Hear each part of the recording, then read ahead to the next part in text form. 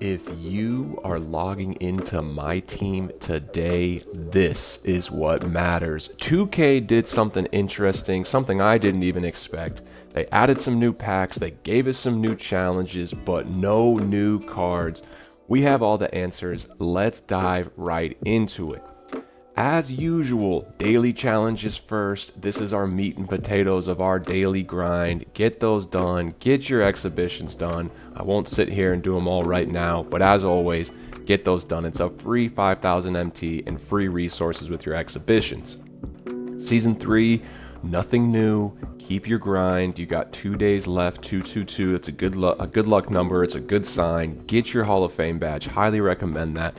Along with these spotlights, a lot of the challenges from the Winter Festival can be stacked inside of these as well.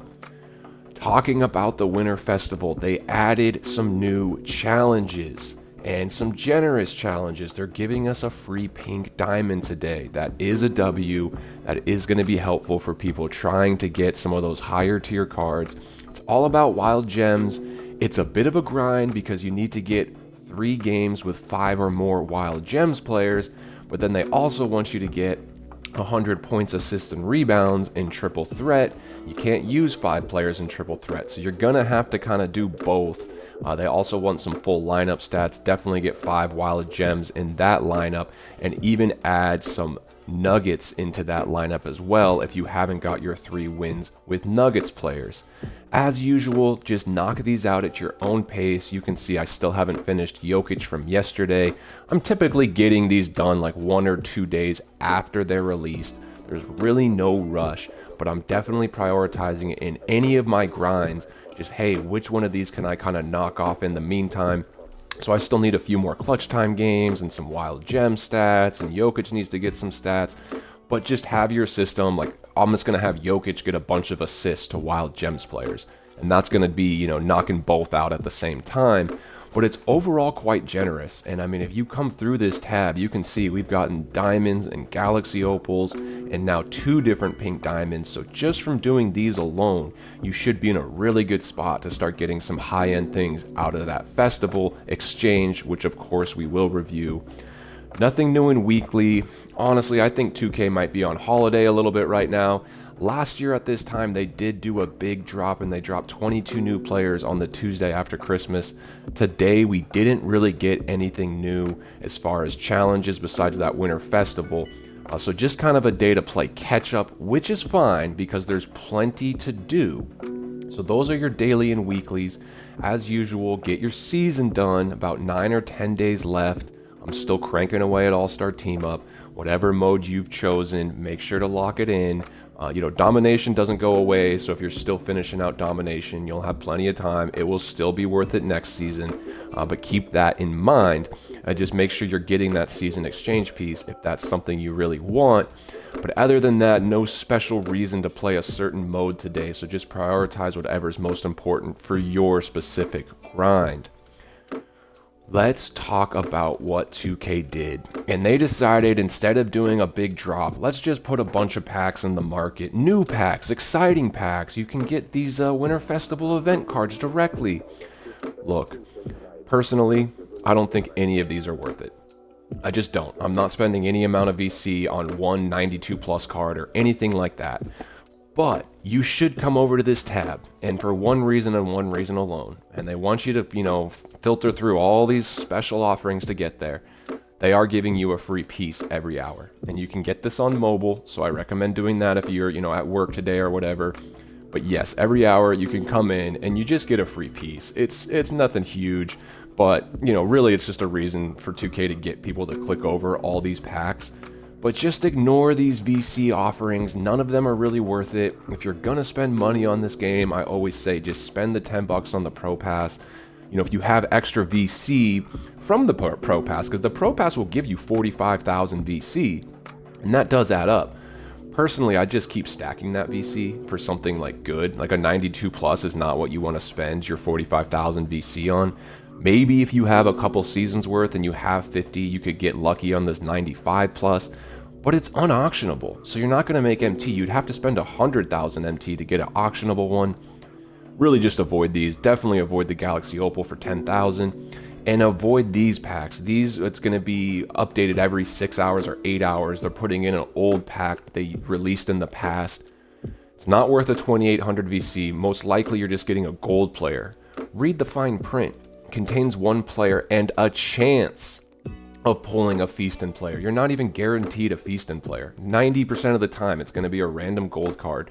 So don't do this pack, and please, please, please don't spend your MT on this pack. That is not worth 10,000 MT. We use our MT in the auction house to acquire assets, not on these net loss investments like ripping packs. So in general, this was 2K's strategy for the day. They're not putting out new cards, but they're making a big deal about how they put these Winter Festival packs in the pack market. Thanks 2K, but just not really something I'm interested in. But something to be aware of, and I will take just that one free hourly pack being redeemed. That's nice and easy, and it's free. And when it's free, it's for me. Yeah, sorry, so you guys get the point. But 2K did do something kind of cool, which is just giving us a pink diamond piece. So I would ignore the new pack offering. I'm a little disappointed there's no new cards today or like big challenges. I was kind of hoping maybe tomorrow or New Year's they're doing something. Maybe Fridays is going to be a massive drop. We don't really know. And last year they didn't do it this way. So we're in a bit of uncharted territory. And also last year there was no wild gems. And that's kind of been their consistent Tuesday drop, which they didn't do today. So we're just in a bit of an unknown. But again, don't feel the need to engage with this new offering. It's really just a money. It's an opportunity to spend money, which you just don't need to do. So it's there, no need to invest in it. But what we can kind of factor in is what cards are being re-released. Looks like they're putting some cards from past packs back into the market. Shay's price might go down. That's a pretty big card that people are actually using that's being re-released. A lot of these wild gems aren't super good, but Brandon Roy is, as is Paul George. So some new Paul Georges are coming in the market. More Wembys will be coming in the market. So it's a good thing. We're not going to spend money on these packs, but we might be a benefit of it. We'll get a benefit from it because more cards are coming into the market, which might drop a few prices. I've been eyeing that Dwayne Wade. Today might be a really good day to buy that card. So always be aware of like what new cards are going to be put in. And with these packs being rotated every 8 hours, some of these new cards will be put in. So it's definitely a good day to potentially work in the auction house, which is obviously one of our favorite things to do. And before we do that, we'll just do a quick check into the festival. Nothing's changed overnight. We talked about it a lot yesterday, but yes, keep stacking your pieces. Keep ignoring these high dark matters. They're really just going to be very expensive and cost a lot of real money, which we don't want to spend. But come down here to the end and start mapping out, hey, they're giving us so many pink diamonds. More are probably coming.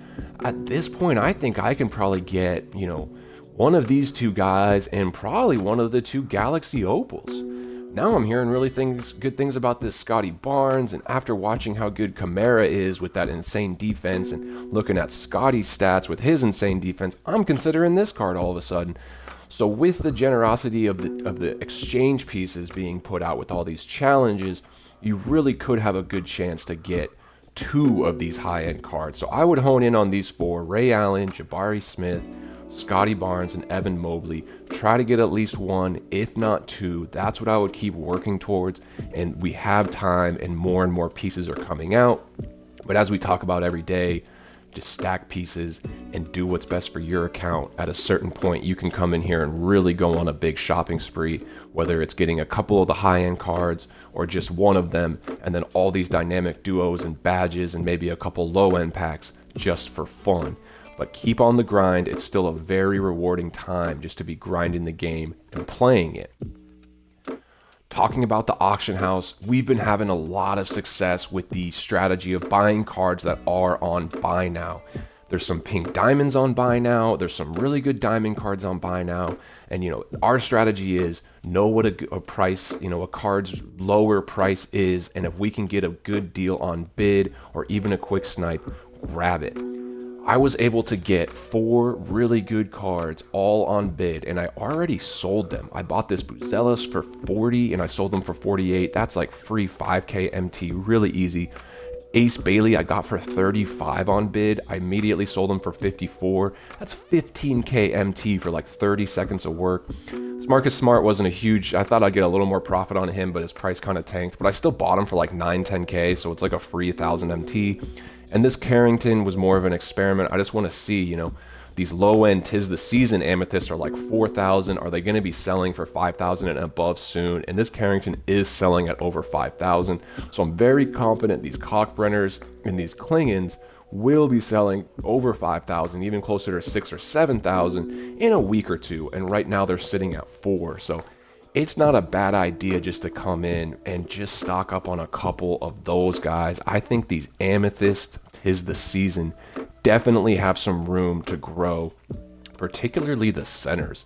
So you could just come in here, and I mean, these guys are so cheap. Like 35 is not selling. I really think this guy will be up to over 5k in a fairly short time once they're out of packs. So think like a week or two. Wouldn't be a bad idea just to come in here, and if you can get these guys close to 2,000 or 3,000, you really should have plenty of room for profit in the future. I'll probably come in here and just grab a few. I'm going to get a little bit more aggressive on my filter, go down to 3,400. There's one at 29. Like, why not? He's going to go up. Cockbrenner at 3,000. I just can't say no. 2,500. Like, these are really, really cheap, and I think they will go up in a fairly short amount of time. Not huge profit on those, but if you're a newer account, this is a great place to start when it comes to flipping. And then as you build up more MT, you can always search in the collection, and I recommend just having those go-to diamond cards that are going to be money makers for you. This Buzelis I already have made over 10k MT. I'm looking for deals like that again. Here's one I could bid on. He's got a bit of time left, but you know what? Let's just go ahead and get a 40k MT bid on him, because I won one at 40, and I'm pretty confident I can sell him at 49 at least, because there's not even really one up for less than 50 right now. So I might even be able to sell him closer to 55, something like that. And we have a list of like 10 cards I'm doing this with. We went over some specifics yesterday, but have your list. Keep working through the auction house. When you see a good deal or a bid opportunity, just like this Ace Bailey, come in here, make your bid, have your profit margin in mind, and just set it and forget it. That's why the bids is so powerful. I just put that bid. It took me 30 seconds. Yes, it ends in 4 hours. I can go do whatever I want for the next 4 hours. I'm going to film this video, I'm going to edit it, and I'm going to walk my dog. I'll come back, and I might be making 10,000 MT during that whole process for very, very small amount of work. And that's where I like this method so much better than, you know, sitting on snipe filters. If I wanted to sit here and search for an Ace Bailey at 35k, okay, let's see if I can snipe an Ace Bailey at 35k. It's just not going to happen. Oh, there's a gold. I can get the gold. But how long would I have to sit on this filter, refreshing, in hopes of getting a diamond Ace Bailey for 35? It would be that 4 hours that I'm using to edit videos and take care of things around the house. I'd be sitting here on one filter. Conversely, I just hop through 10, 15 players and just come in and make a bid, and then I can go on about my day. So bids is so powerful. I know I talk about it every day, but I really do want you guys to tap into this strategy because it's really good. And then lastly, I'll talk about, you know, for the auction house today, and we talk about it every day, so you don't worry if I don't cover everything today. Trust me, just tap into the channel. Eventually you are going to start, you know, really understanding these things. And that is these pink diamonds. Just hop on the filter, see what WNBA pink diamonds are available. 80k and below for the majority of pink diamond WNBA players sells. There's a couple anomalies, like this one here I have a bid on because I think if I can get her for under 70, I could definitely flip her for 80. There's a couple anomalies with the new cards. I can't remember what team they're on, but one of these teams has like 10, you know, pink diamonds. This one right here, the Fever, she's not applicable. She's not going to sell for 80k. You need to get her at like 40. But the rest, for the most part, there's some really good deals. Like here's one I wanted to highlight. There was only one Alicia Clark in the auction house yesterday, listed at 80, and I'm guessing she's sold. Now there's 4, but the cheapest buy now is 100,000 and 92,000. So in my mind, I know I could sell this card for an 80,000 buy now, And here's one that someone started on a 500 bid. Huge opportunity for us to make some MT. So if 80K is my sell point, I know I'm gonna lose 10% for that tax, which means 72 is really my profit point. I'm still not gonna get too much risk. All this bid's 65. And if I get outbid, that's fine, but there's a good chance I'm gonna win this thing. And if I do, I'll turn around and flip her for 80K pretty quickly. WNBA pink diamonds are great, and then there's also just a lot of pink diamonds out right now. I would focus on the ones on buyout. This filter's been successful for me. Point guard, or just by position, pink diamond, buyout. And if there's too many in the filter, just go by conference. So I'm just gonna look at the Western and then the Eastern Conference. And this Jamal Murray is a good one to potentially snipe if you can get him 80 or below. He'll sell quickly at 90 to 100, even though he's on buyout. And we could just go Western. You can see Dame. If you find one closer to 60, there's definitely profit. He sells at like 70 to 69 all day. So none here right at the moment, but just work through the positions and the conferences and look for good deals, and you can easily do it on bid or by buy now. Great day to have some fun in the auction house. Look, they didn't release any new cards, and they're not gonna release any new cards until Friday, most likely. Maybe they surprise us with like a drop on Wednesday or Thursday, but that would be a bit of an anomaly. So for the next 48 hours, the market should be relatively steady and kind of climbing. There's no new cards coming into circulation. So all these really good diamond cards, you know, they might just be kind of slowly trickling up. And if you have ones that are a bit meta, like this Okongu, wouldn't be surprised, you know, his price has been around like 40 and 50. Wouldn't be surprised if on a day like today, his base price gets a little closer to 60. So I'm definitely keeping an eye out for this type of card, specifically ones with extra badges. That's a nice little snipe. Okongu for 37. Quite confident I can flip him for at least like 45 to 48. Boom, there's 3,000 MT just from, you know, flying through a couple different filters.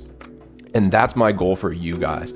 Just be comfortable inside the search, using different filters, going through your list of potentially profitable players.